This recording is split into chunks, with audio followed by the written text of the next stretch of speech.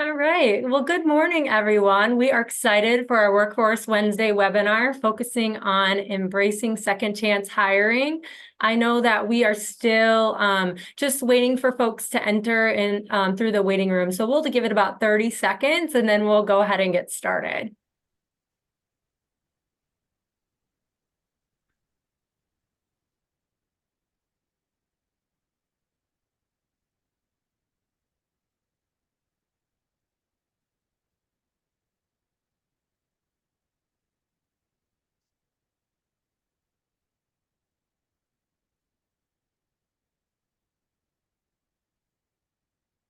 All right, so you can go ahead and go to the next slide. Good morning, everyone. We're going to go ahead and get started. I know some folks are still coming in to the waiting room. We are really excited for our agenda today. My name is Rachel Ludwig. I'm here from the Florida Chamber Foundation, and I oversee all of our talent and education initiatives here. Just want to remind everybody just some quick housekeeping. You can feel free to use the Q&A function and we will check that throughout. We have an exciting agenda today, as I mentioned earlier. We're going to be focusing on embracing second chance hiring and introducing our partners in our second chance hiring initiative. I'll start off today with a brief update from our Florida Center for Workforce and Talent Development, and then actually kick it over to Carrie, Dr. Carrie Pettis. She's the CEO of Wellbeing and Equity Innovations, WEI. And then as well, we have John Kufos, who's a national subject matter expert, along with Carrie. They work closely together. He's a CEO at Cottage 4. And then I'm really excited. We have an employee perspective today from Bill Rohn, who is a program specialist consultant for WEI. And then we'll have time for some Q&A and then share some upcoming engagement opportunities. You can go ahead and go to the next slide. So as we always start our webinars, as you're probably familiar, the Florida Chamber Foundation launched our 2030 blueprints years ago, and we are working towards becoming the 10th largest global economy by 2030. And so our work is really aligned with that goal. We have 6 pillars and 39 goals, and our talent pillar, which I would argue is the most important, really outlines 6 goals, which we'll talk about today. And so one of the things that we share regularly in our updates is looking at sort of how many new jobs we need to create, how many people are projected to move to Florida. And you can see actually that number has changed slightly from last month. We are now projected to need about 1.34 million net new jobs by 2030 to keep up with our growth and in our pursuit to become the 10th largest global economy. And we are projected to see about 40 million annual visitors, as well as 2.5 million more drivers, which is very scary as we always think about how are we going to absorb those folks with our current situation, but we have plans in place for that. So if you go ahead and move to the next slide, want to share also updates about current open jobs and how many Floridians are looking for work. So right now, our latest updates show 84 folks looking for work for every 100 positions posted, and there's over 405,000 open jobs in Florida. We also know that with the open jobs, there may even be more positions than postings. Those come from actual job postings. We also know that things vary quite drastically throughout the state. So if you look at the map on your screen, you can see, somewhere like Highlands County and sort of the South Central area has 236 folks looking for work for every 100 positions. And then somewhere like Orange County has 75. So even less than sort of the statewide number. You can go to the next slide. So we always want to thank our Future of Work Advisory Board. This initiative really is working to unite the business community with workforce and education partners to create America's best workforce. And we cannot do this work without our group of leaders you see here on the screen, a variety of industries, education partners, and really representing, the entire state of Florida. We're just so thankful for them and their leadership. You can go ahead and go to the next slide, please. So I'm really excited for a few updates here from our Florida Center in Workforce and Talent Development. As you know, we have our Florida Scorecard and Florida Gap Map tools that are publicly available, and we're actually looking to expand those. We're in the works right now of adding a more education and workforce version of the Gap Map, which I think is going to be awesome. Right now, we have hundreds of metrics on that, and you can actually drill down to the zip code level on the Gap Map, but we're looking to add even more to that. And the talent identification and development, we're looking really closely at sort of what we can do for long-term talent pipeline planning for our early learning in K through 12, but also you can see around the outside of the honeycomb in the middle of the graphic, one of the things is workforce reentry and second chance hiring, which is what we're going to discuss today, which I'm really excited about. You can go to the next slide. So one of the new scorecard tiles that I'm really excited about, especially given my prior role overseeing professional development for adult education in Florida, is looking at the number of folks that do not have a GED or a high school diploma. So there's nearly 2 million folks in Florida who do not have a high school equivalency diploma. And now you can see those numbers by county. So if you're interested in looking at your own county numbers, feel free to visit the floridascorecard.org. I think this is a really interesting talent pool, and you know, in my work with the DOE before, a lot of folks as well are doing this training for their GED within corrections. So it's definitely related to our conversation today. But I'm really excited that now we can really visualize the number of folks that could be working towards upskilling and reskilling in your community. You can go ahead and go to the next slide. So we've obviously been sharing out on our different webinars and presentations, our top 30 and 2030 high demand careers projections. Today, we're actually going to focus on Broward County because our first in-person training for second chance hiring, our work that we're going to talk about today is actually taking place in Broward County. I just want to remind you how these lists were curated. So we took the Florida Commerce data and projections for 2030, but we also are looking at the total number of openings. So growth openings, meaning new positions, and then replacement openings, meaning people expected to leave the work based on retirement, etc. And then they also need to be median salary or higher. So looking at $40,800 salary per year. So if you can go to the next slide, I'll share the Broward County top 10. And to give you a little bit of information of the overall top 30 list for Broward, 12 out of the 30 require some post-secondary education. So we're looking at, you know, the short-term certification trainings. 11 out of the 30 require bachelor's degrees. And then 3 require associate degrees and 1 is master's or above. So you're going to kind of see like a mix of industries and education in this list. You can go to the next slide. Some of the, you know, industries that stuck out to me when I look at this list are obviously business and professional services. These take up the majority of our current sort of positions right now, but also projected to continue so. Teachers, both elementary and secondary, are on this top 30 list, as well as a lot of trades. There are some medical positions as well in the medical field as well, but it's kind of a variety of salaries, a variety of industries.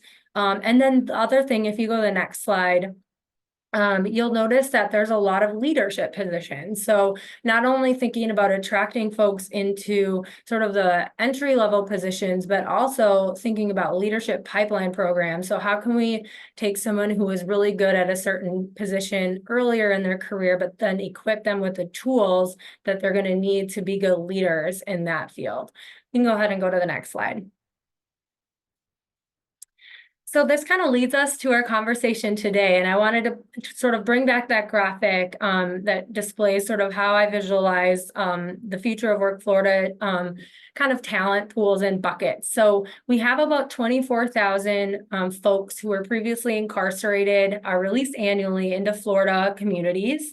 And so we're going to talk about sort of some strategies to recruit and retain those folks today with our experts here, but also thinking about individuals with disabilities, as well as sort of some short-term certification programs and opportunities for upskilling and reskilling.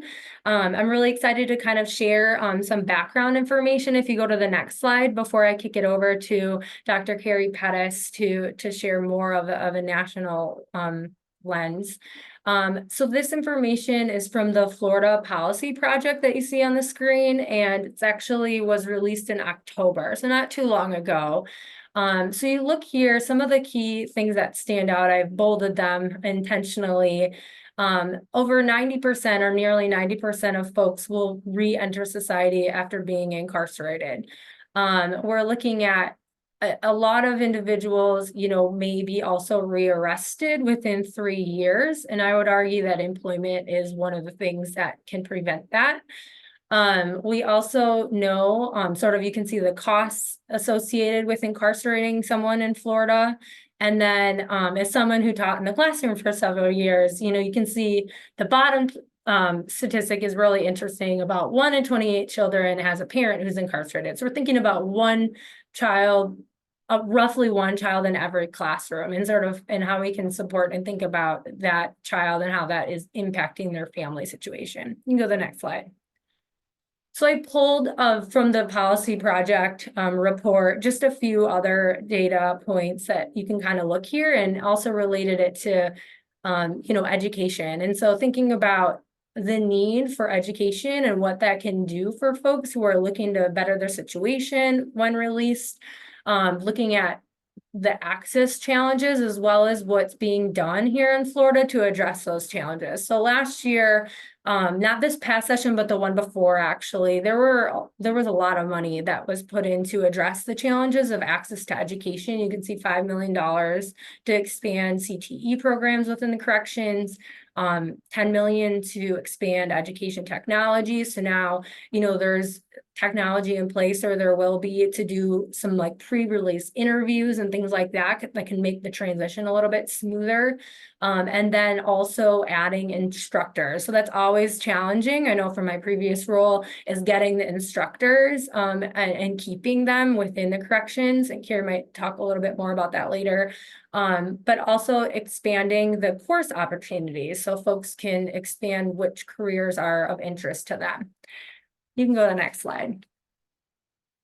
All right, so now I have the privilege of introducing our first speaker, Dr. Carrie Pettis. She's the CEO at WEI, previously worked at Florida State University, and she is a subject matter expert doing this work all over the country. I'm really excited to introduce Carrie and be working with her closely on our Second Chance recruiting and retaining initiative. So I'm going to kick it over to Carrie.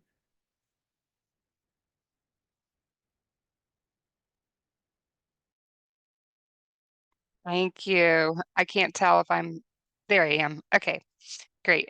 Good morning, everybody. It's so great to be with you here today.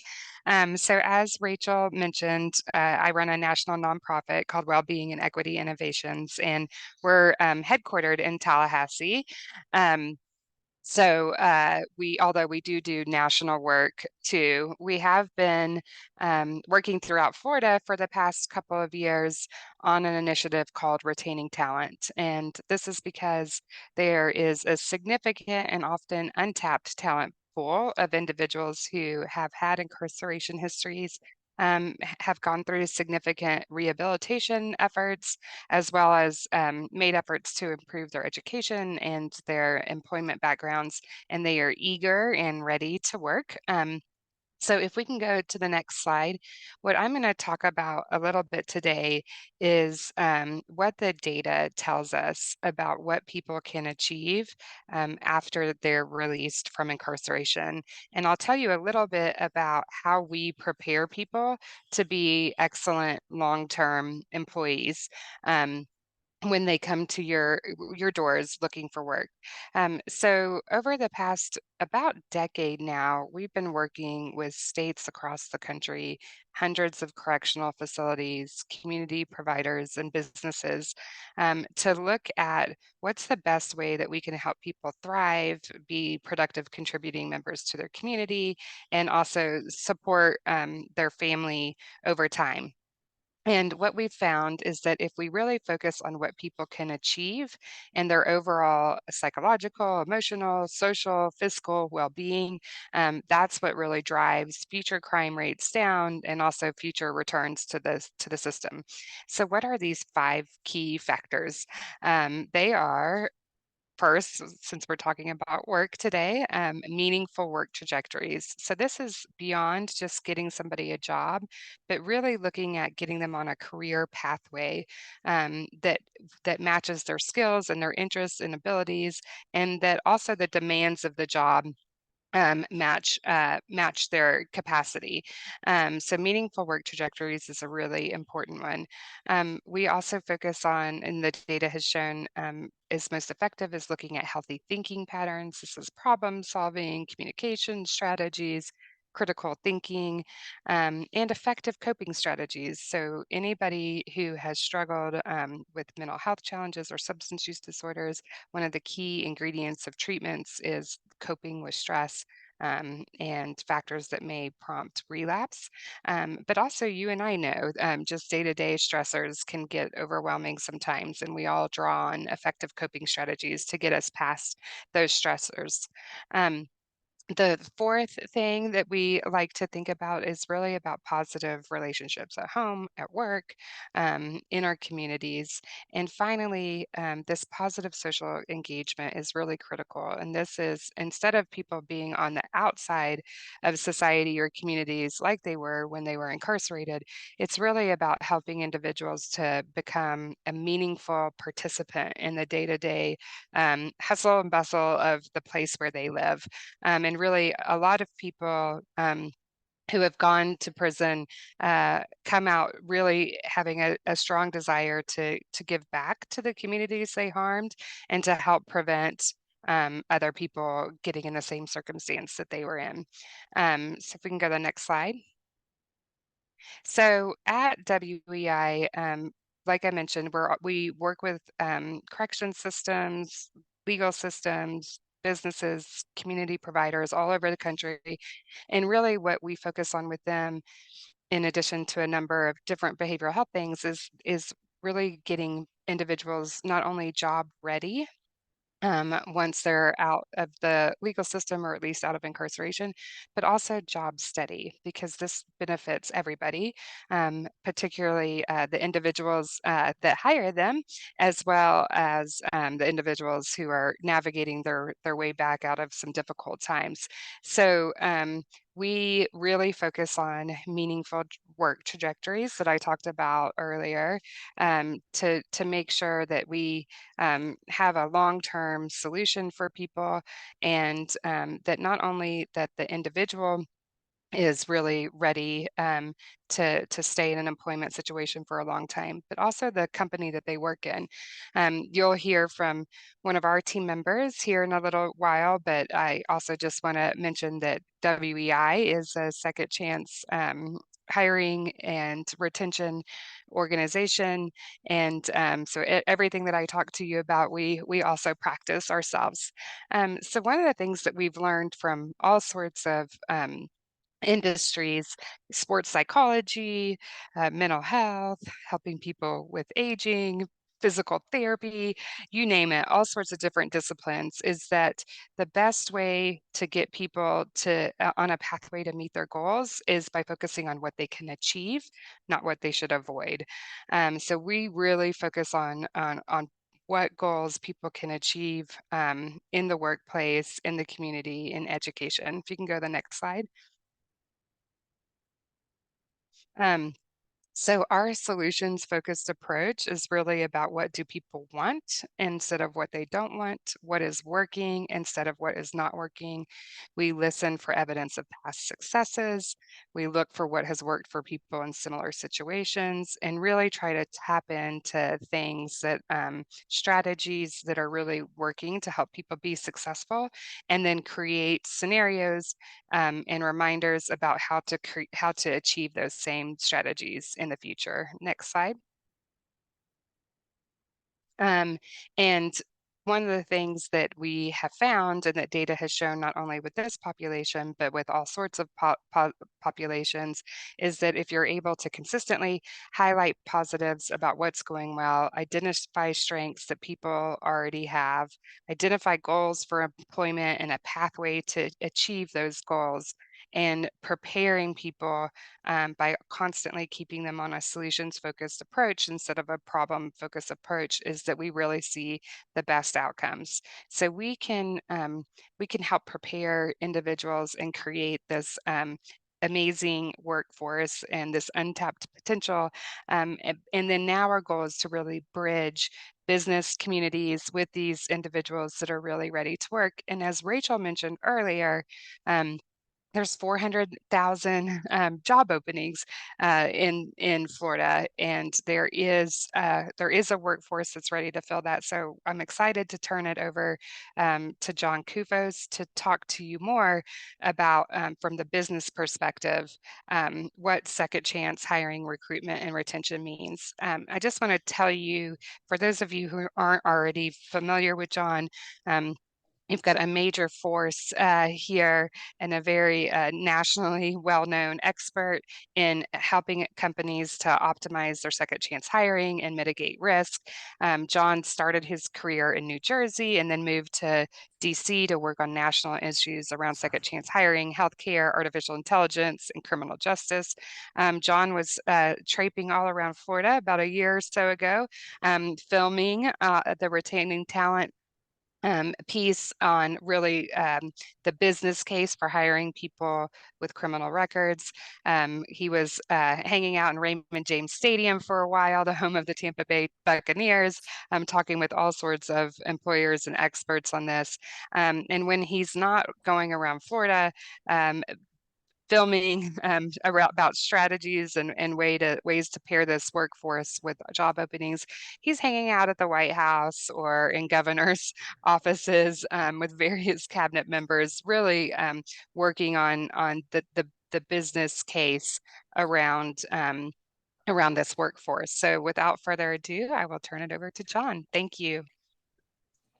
Thank you, Carrie, and thank you all for attending this webinar. Thank you for the kind introduction, Carrie, and big shout out to Rachel and the entire Florida Chamber of Commerce team, who really saw this issue as a core business function.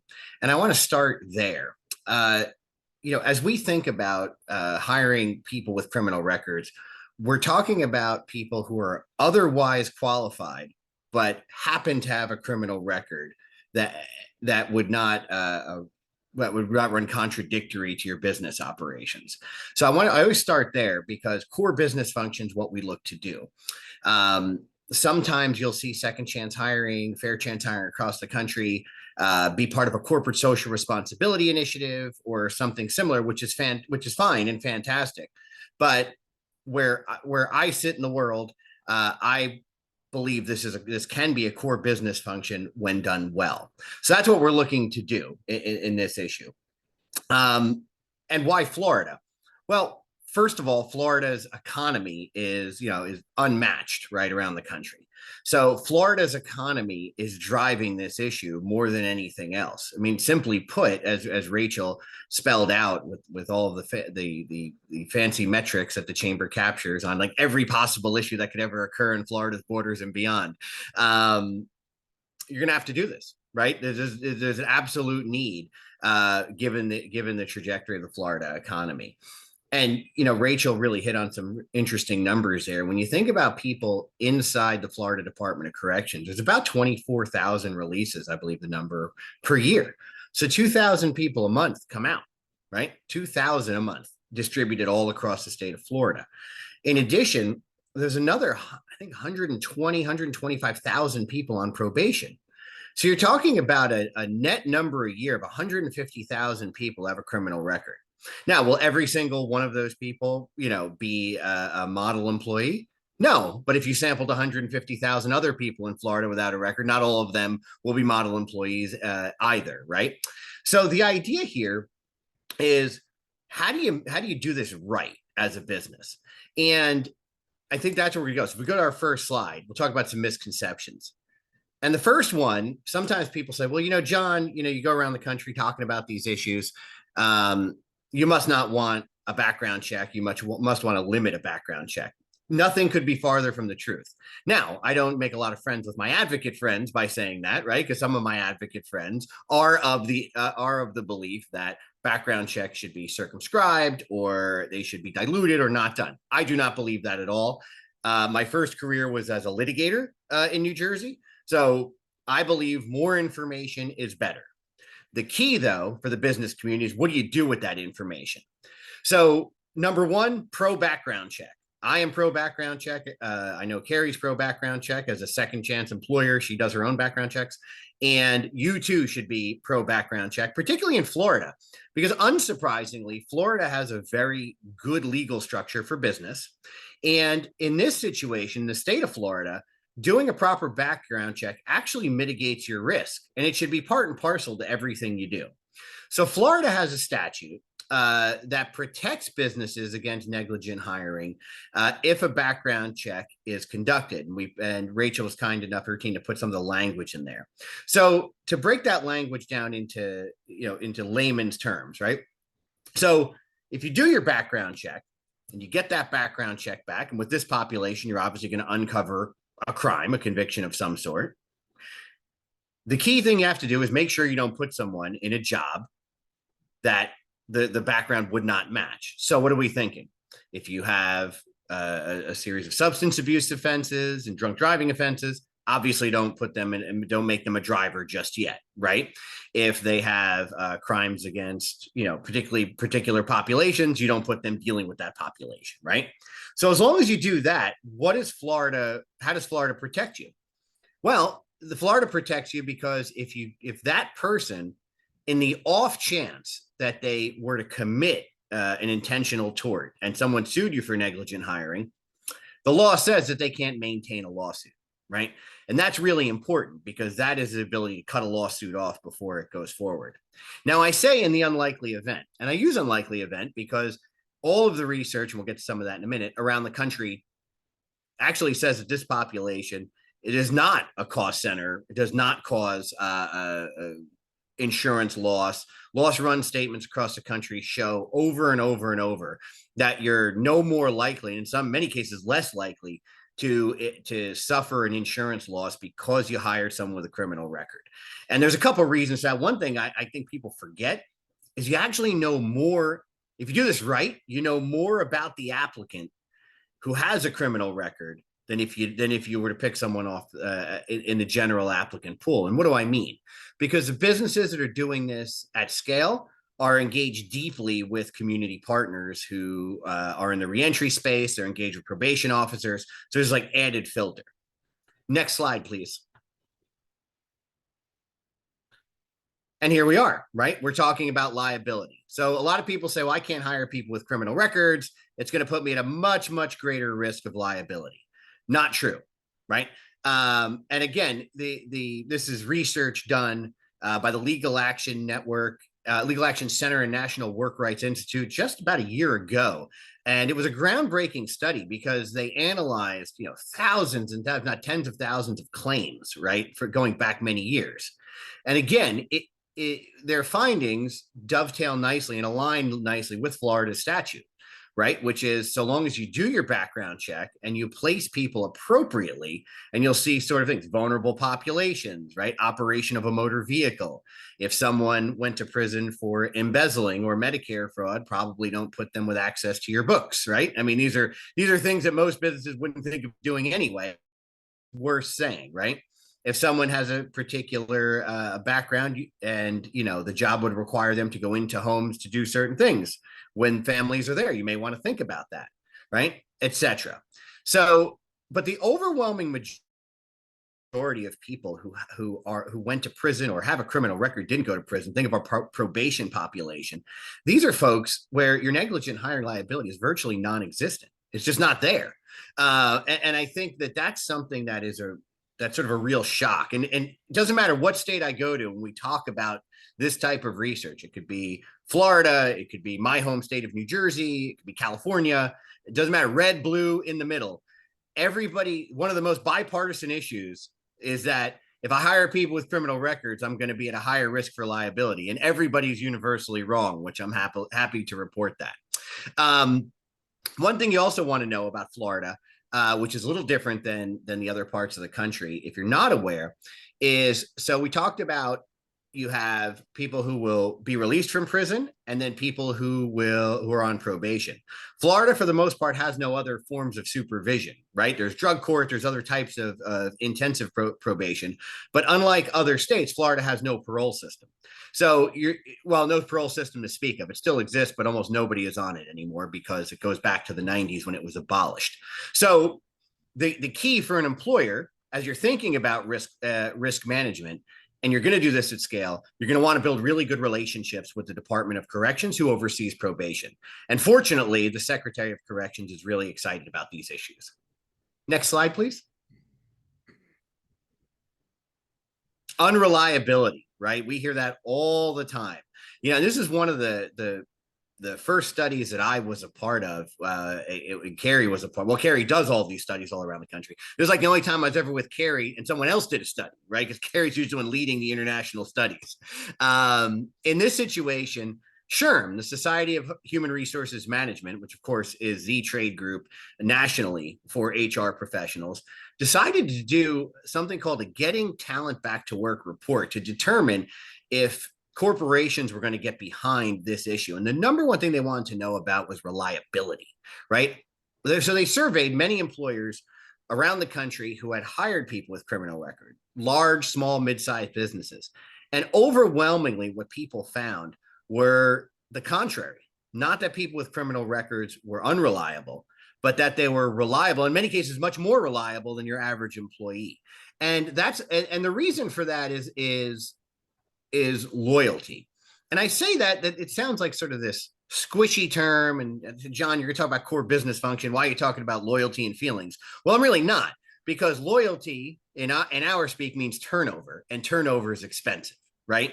If you have employees who you spend all this time to onboard, train, right, get acclimated to your work culture, you now have a core business flow, function, etc., and then the person leaves immediately, or because the first time someone offers them a slightly better deal without even talking to you first to try to get you to match that offer, it causes HR bandwidth issues that don't need to exist.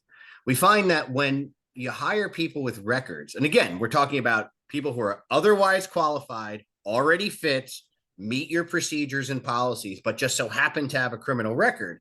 When you do that, you find this population is far more reliable. And I think it makes sense at its core, right? Because most of the world wouldn't even give these people a chance because of nebulous feelings or things like that. Here, loyalty is going to mean a lot.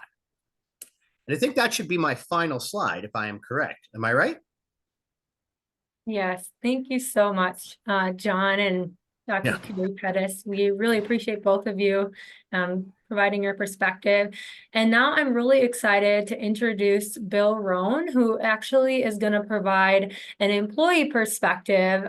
So Bill graduated from the Brown School of Social Work at Washington University in St. Louis. Fairly recently, in May of 2019, Bill has experience as an educator working for institutional drug rehabilitation and behavioral health organizations. He's also an experienced speaker and shares a unique perspective on how to best serve justice-involved adults. So we're really thrilled to have Bill today on our call to share an employee perspective with you. So go ahead and take it away, Bill. Okay, well, thank you very much. It's quite an honor to be here, and very hard acts to follow. I will say that. Some great information, some great people providing it. Before I start, I want to thank the Florida Chamber of Commerce, like everyone else has, for having the foresight to bring such a program to fruition. And I want to thank all the businesses, organizations, corporations, and individuals that are part of this groundbreaking program. I think you're going to see a future just brighter than you could imagine. I guess first, a little bit about myself. I have found, looking back now, having been formerly incarcerated, that I actually, and many people in this situation, actually bring more to the table for employment than people that haven't been, depending on the field that you're talking about.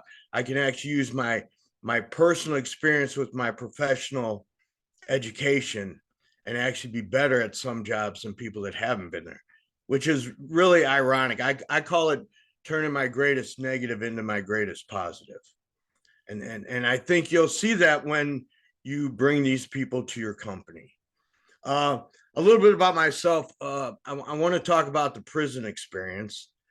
And I think the part about it that struck me the most, looking back now, is just how it's one of humanity's inhumanities.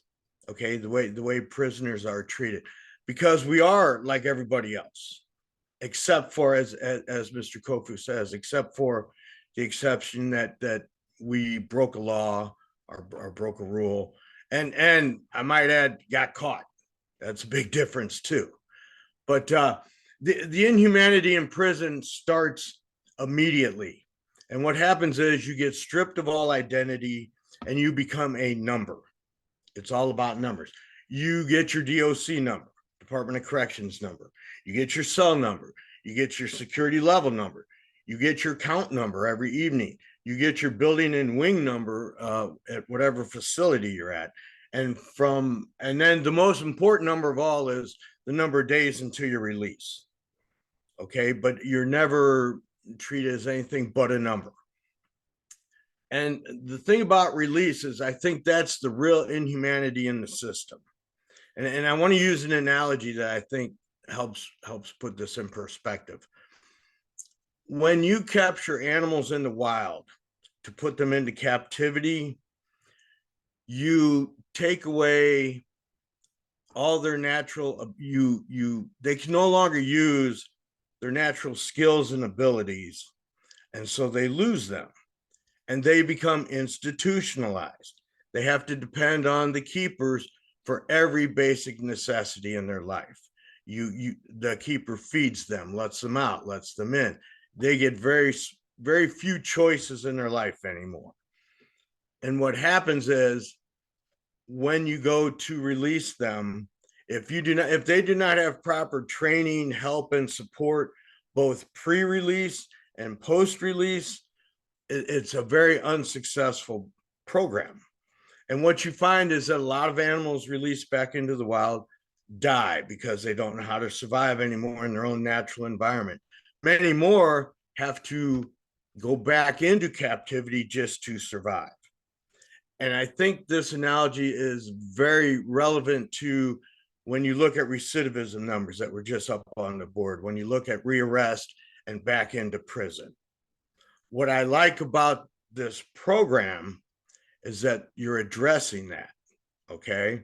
This program is allowing people to know that they're already going to have, number one, a support system. Number two, they have people coming to them before they're released to talk to them about employment opportunities. And employment / education, I feel, is one of the strongest keystones to success upon release. If you want to call it a linchpin, if you want to call it a gateway to all the other social services, social situations that you're going to have out there. Because with employment, the 5 keys that were up earlier, with employment, then it's easier to get housing. It's easier to get reunification with your family. It's easier to have all the other trajectories that you need to be a successful person out back in society. Now, personally, my release was nothing like that. Okay. Mine was one of the, like so many others. Fortunately, I had the state was like, okay, your time's up. Good luck. But fortunately, I had a little bit of a support system, so I was able to survive. And the first couple years was basic survival. I had some friends that let me live in a house that they were gut rehabbing, and so I didn't even have plumbing in the house at first. I had to use the Johnny on the spot in the backyard, and literally made a deal with the neighbor to do odd jobs for him so I could shower once a day. My first job, now I got released, I was 50 years old, I already had some college under my belt, and my first job was that of a dishwasher at a restaurant. And they couldn't even hire me full time because they didn't want to pay the benefits. So I had a part time, that's the best I could do.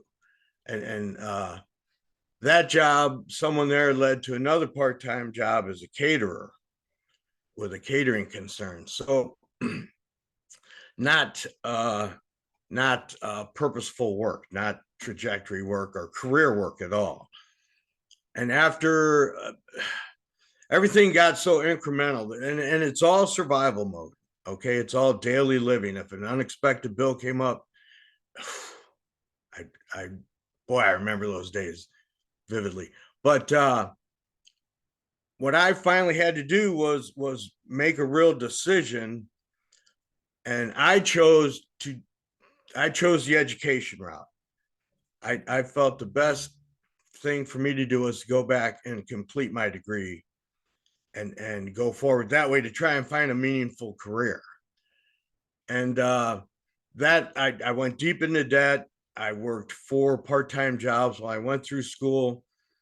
And then I don't know where people's faith is, but I know my spirituality led to meeting Dr. Pettis. And that's what changed my life. That led to a real career, a real opening. And it's one of the openings where my personal experiences help my professional growth.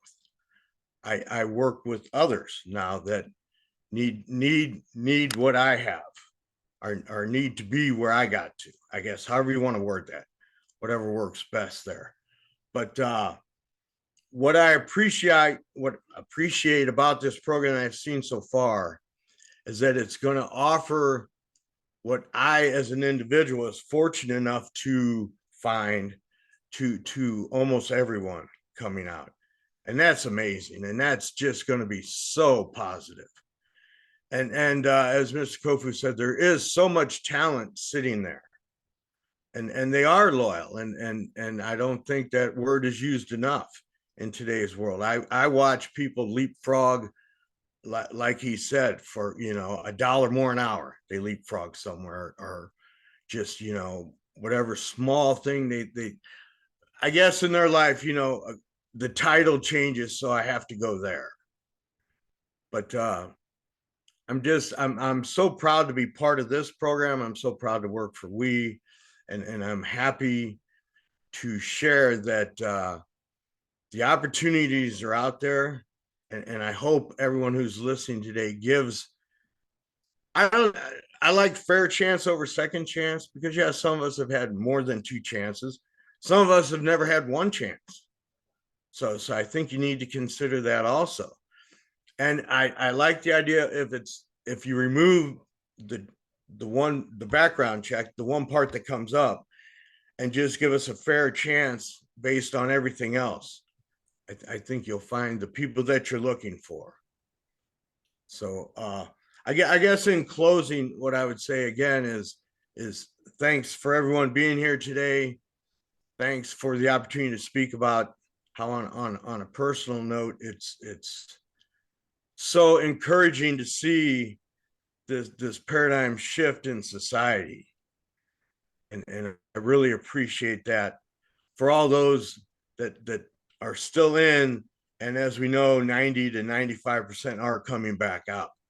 Mm-hmm. And they will be your neighbors, so think, the more you give them an opportunity to be successful in society, the less they have to do what probably put them in to begin with. So I think that's something I don't know that gets addressed a whole lot, because we just want to be like everybody else, raise our families, have a good life. But thanks again, everyone. And yeah, I am excited to see where this program goes. Thank you. Thank you so much, Bill. Really appreciate, you sharing your story and just your insight. I think your perspective, as well as your relationships, and hit on so many topics that I think, the mentorship and how education really leads to opportunity, just really valuable. You can go ahead and put the slides back up, Katie. One thing I want to note is when I first started in this role, it's actually my 1-year anniversary today, which is a really exciting day. But when I first started in this role, I did a re-entry simulation held by the Department of Corrections. It was excellent. It was really eye-opening.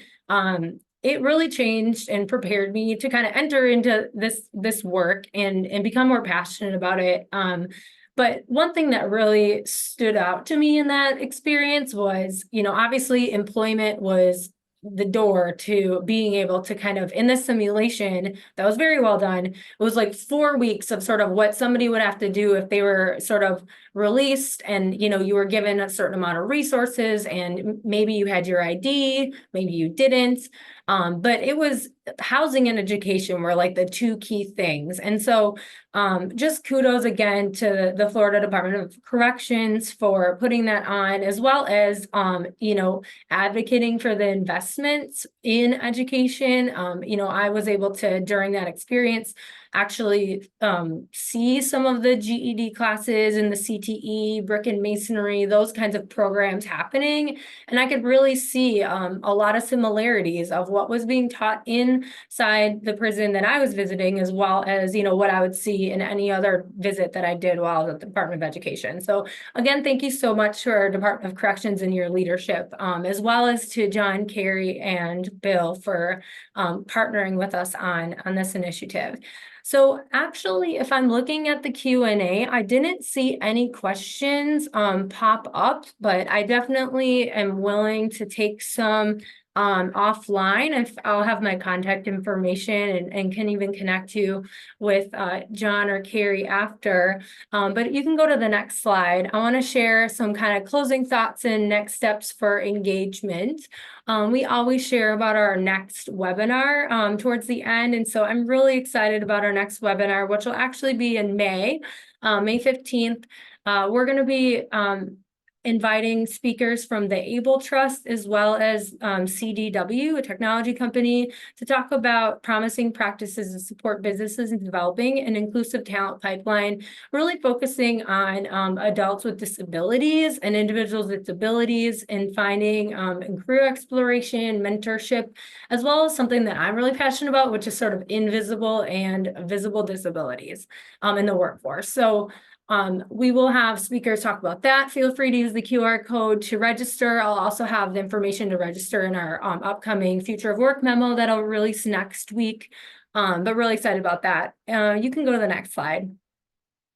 So this spring, May and June, and even August are busy months for the Florida Chamber and the Florida Chamber Foundation. We have our leadership conference coming up.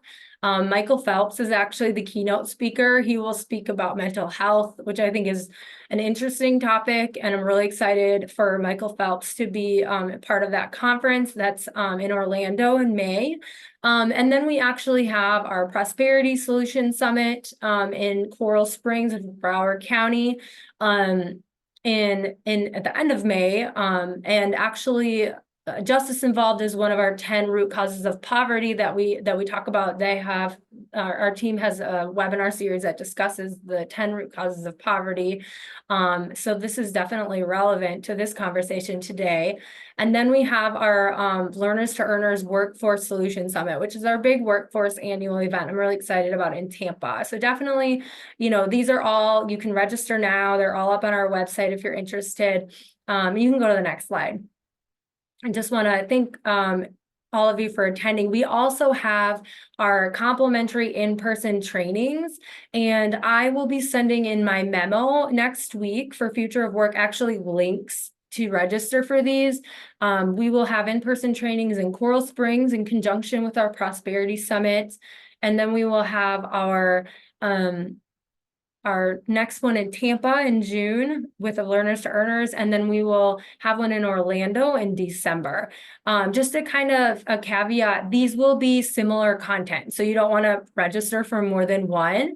And we are tailoring these to business leaders, really focusing on like the HR and legal roles, just because John's going to really dive into sort of some of those like risk mitigation conversations. And so it makes sense for those who are in like recruiting, HR and legal, to be kind of the main attendees. But definitely, you know, if you're interested and you work closely with this, reach out and we can reserve a spot at one of these for you. So we always want to thank our supporter, JP Morgan and Chase Foundation, for this effort and this partnership. You can go to the next slide. Also want to just give a shout out to our Learners to Earners Workforce Solutions Summit sponsors. So I am the initiative lead for this event. So it's a really exciting event. And this is the first year that I will be the initiative lead on this event. So definitely want to invite you all to attend. Thank you to Florida Virtual School, the Helios Education Foundation, FIU, Florida Gulf Coast University, and the UF Lastinger Center.